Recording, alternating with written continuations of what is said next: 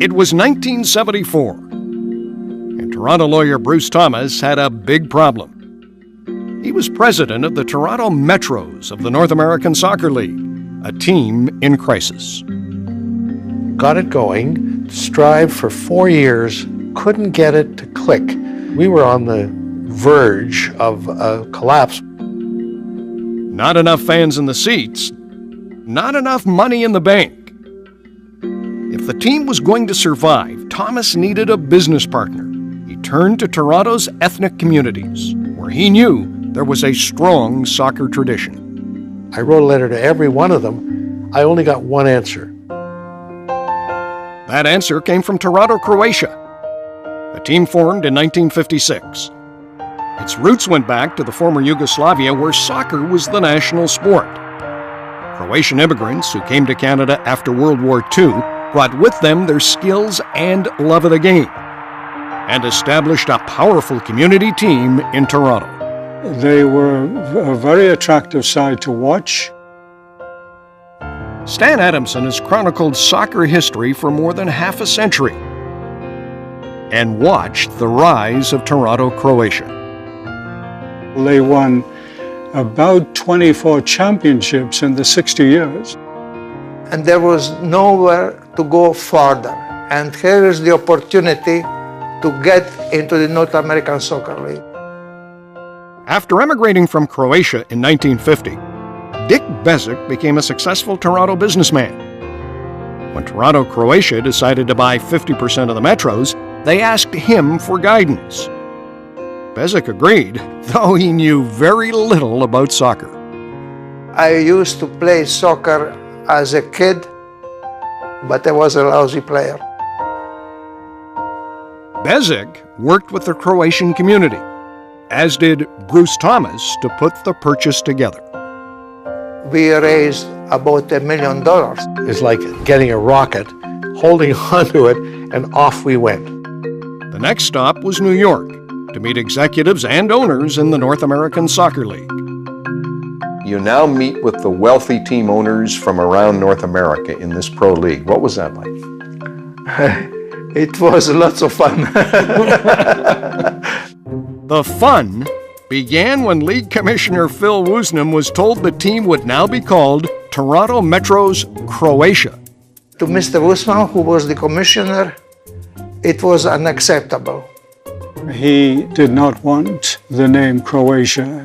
He wanted the teams in the North American Soccer League to be the city names. And Dick made it clear. He was a very effective communicator in his own way. And I said to him, Mr.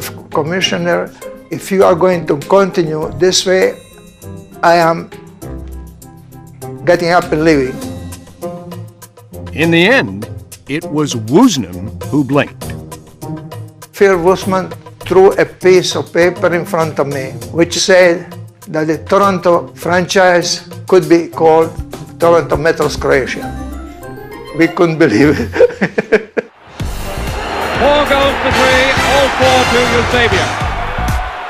The next piece to fall into place for Metros Croatia was this man, Eusebio, an international superstar for Portugal and arguably the second best player in the world. The 1966 World Cup, he scored an amazing 4 goals in 1 game. In 1975, Eusebio signed with Boston of the North American Soccer League. Along with the great Pelé of the New York Cosmos, Eusebio was one of the league's marquee attractions. Certainly one of the best players in the world. Pelé number 1, Eusebio number 2. In 1976, Boston was on the verge of folding and began selling off players. When the 34-year-old Eusebio became available, Toronto signed him to a 1-year contract. It was like an image that God had sent us as some sort of a guardian angel. A member of Canada's national team, Robert Iarushi was also a 21-year-old defender with the Toronto Metros Croatia when Eusebio joined the team. He walked in and he was this big giant of a man with sunglasses, and his hair was perfect. And he was a leader on the field. He was a mentor, and he loved being the captain of the Toronto Metros Croatia. Crossing and a there's a goal. Eusebio. Eusebio scored 16 goals in 21 games, taking Toronto all the way to the league final. The game was played at the Kingdom in Seattle, where Toronto faced the heavily favored Minnesota Kicks. I remember the nerves.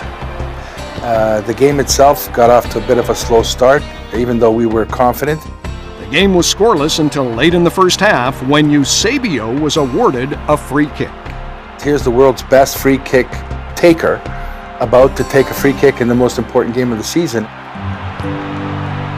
He put it into the top corner, and it was like, well, like we didn't know this was going to happen. Of course it was going to happen.